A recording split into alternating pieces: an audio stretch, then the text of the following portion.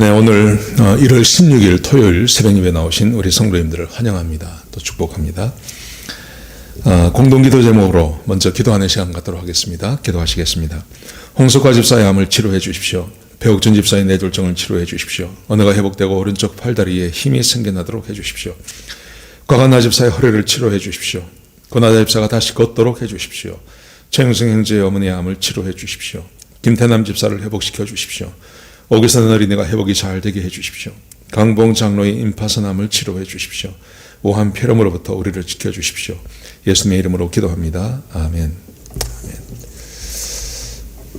오늘 광고 말씀드리겠습니다. 오늘 11시에 그 로즈힐에서 우리 장영자 집사님, 우리 장모너 집사님의 부인 되시는 우리 장영자 집사님의 예배가 있겠습니다. 장례 예배가 있습니다. 참석은 못하고 다른 사람만 참석을 제가 가서 인도합니다. 좀 위에서 기도해 주시고, 특별히 우리 장만호 집사님 연세가 많으신데 위에서 좀 계속 기도해 주시기 바랍니다. 오늘 본문의 말씀은 마태복음 3장 1절에서 10절까지 말씀입니다. 오늘 본문의 말씀해 보시면 침례 요한에 대해서 기록하고 있습니다. 오늘 우리가 침례 요한에 대해서 보면서 주목해야 할 것은 이것입니다. 침례 요한의 메시지입니다. 침례 요한이 무슨 말을 하는지, 어떤 메시지를 했는지가 굉장히 중요합니다. 왜냐하면 침례 요한이 오기까지 400년 동안, 말라기 이후에 400년 동안 하나님께서 이 세상에 선지자를 보내지 않습니다. 하나님의 말씀이 전해지지 않습니다. 그리고 400년 만에 처음으로 이 침례 요한이 와서 하나님의 말씀을 전합니다. 그리고 이 침례 요한의 역할은 예수님께서 가시는 길을 준비하는 사람입니다. 여러분, 그러므로 침례 요한의 그 메시지, 그 말이 정말로 중요합니다. 뭐라고 말하는지 우리 같이 한번 보시겠습니다. 자, 1절을 보시죠.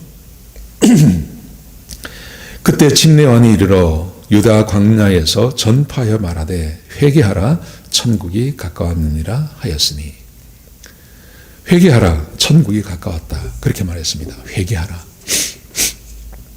회개하라는 말의 의미는 무슨 의미냐 하면 새로운 행실을 가지란 말입니다. turn around 하라는 것입니다. 돌아서라는 것입니다. 지금 가던 길로 계속하면 안 되고 돌아서서 새로운 삶을 살 것을 명령하십니다. 그러면서 천국이 가까웠다 그랬습니다. 여기서 말하는 천국이라는 것은 하나님의 나라를 말하는 거죠. 하나님의 나라가 왔다고 이야기합니다. 이제 곧 온다고 말합니다. 예수님께서 오시는 것을 말하는 거죠. 여러분, 예수님께서 오셔서 하시는 일, 그것은 이것입니다. 사람에게 하나님이 사람의 왕이시고 사람은 하나님의 백성이 되어야 한다는 것을 전하시는 것입니다. 그리고 그것을 회복시켜 주시는 것입니다. 원래 하나님은 사람의 왕이셨습니다. 그런데 사람이 하나님이 왕 되심을 거부하고 사람이 스스로 자기가 왕 되려고 그랬죠. 그래서 사람에게 비극이 시작이 되어진 것입니다. 그런데 자, 이 침례 요한이 와서 회개하라. 지금까지 살아오던 삶, 자기가 왕 되어서 혹은 하나님이 아닌 다른 것을 왕 삼고 살던 그 삶에서 돌아서서 이제는 우리가 사람이 살아야 할 하나님이 우리의 왕 되시고 우리는 그의 백성이 되는 하나님의 나라를 받으라, 그렇게 강조하고 있는 겁니다. 여러분, 이것이 복음입니다. 사람이 살아가야 할 것입니다.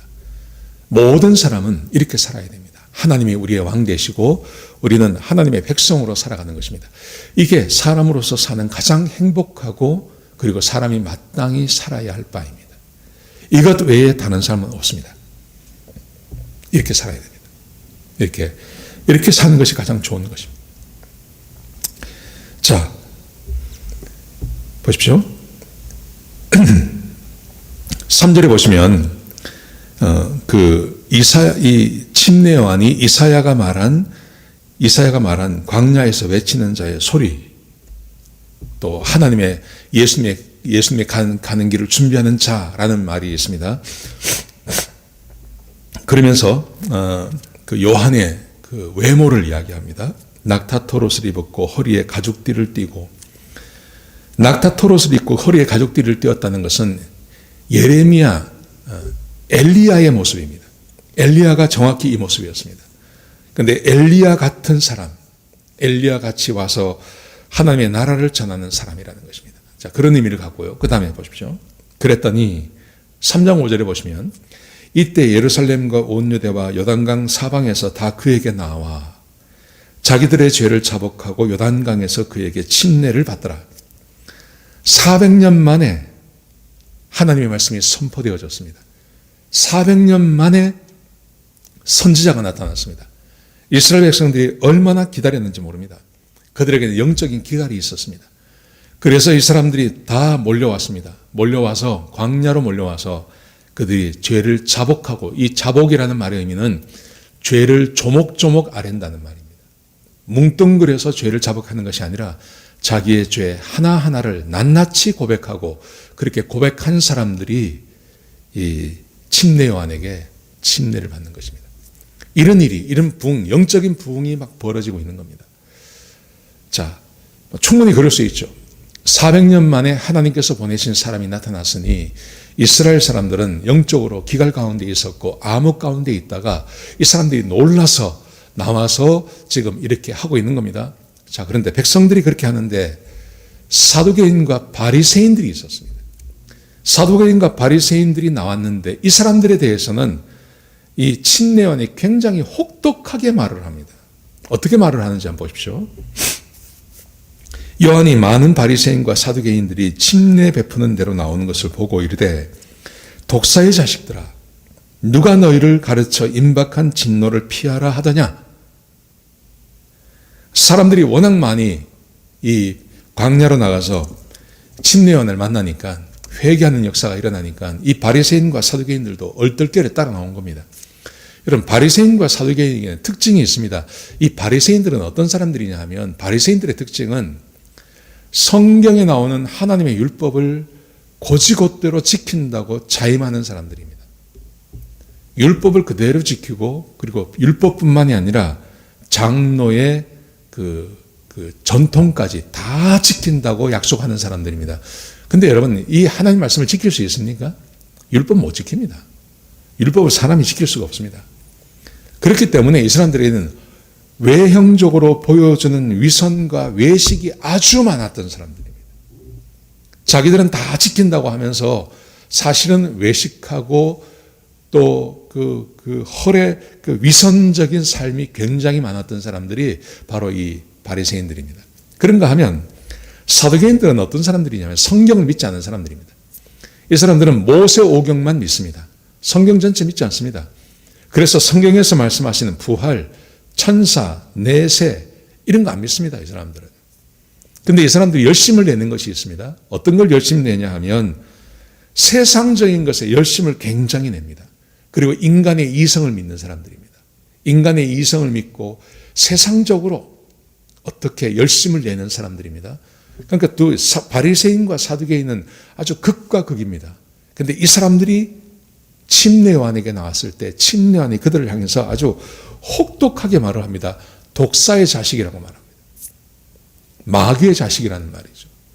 독사의 자식이라고 이야기하면서 누가 너희에게 임박한 진노를 피하라 하더냐.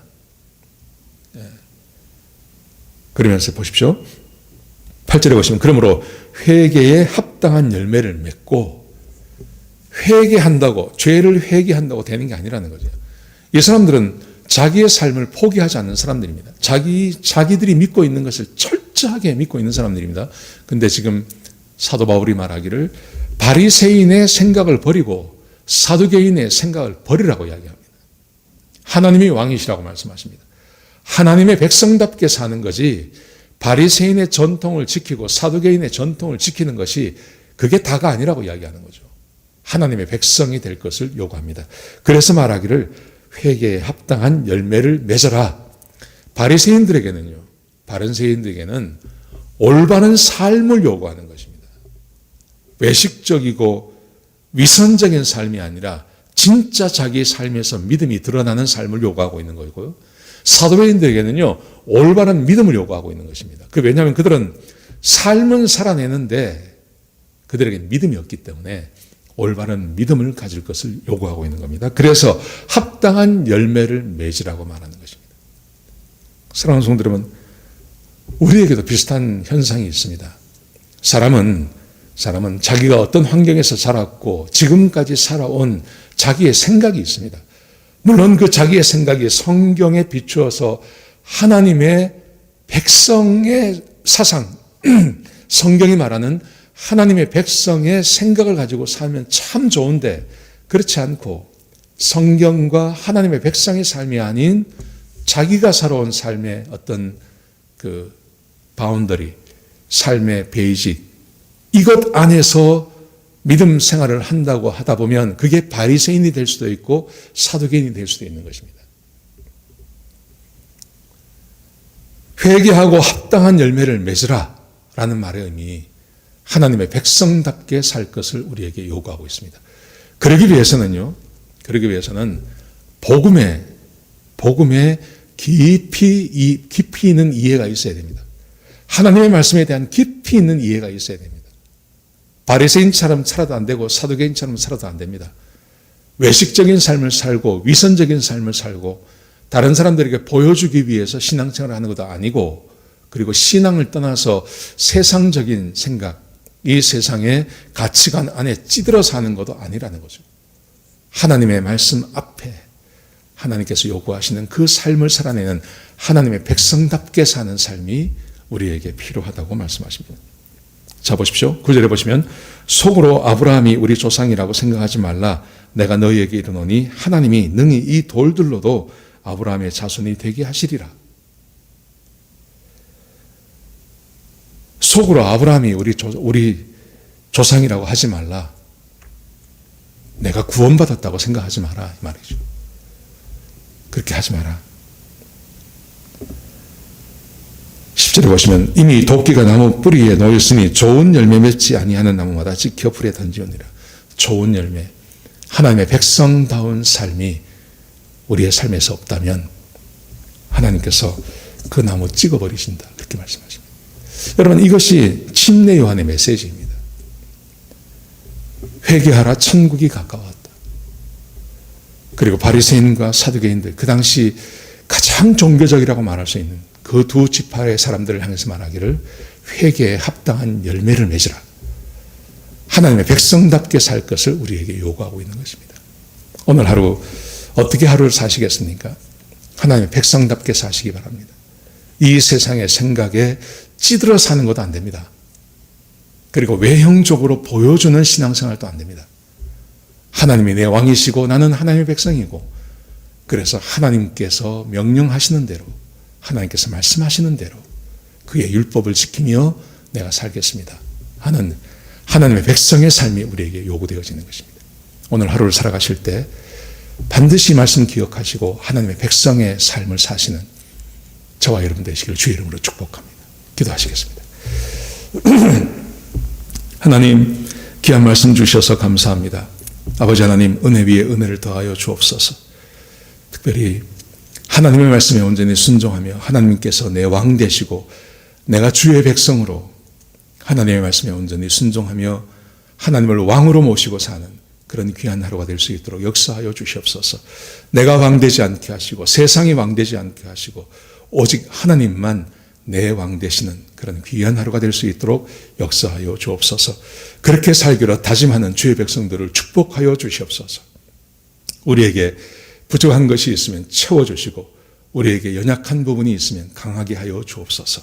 주의 은혜를 더하여 주시옵소서. 주님 감사합니다. 예수님의 귀하신 이름으로 간절히 기도드렸습니다. 아멘.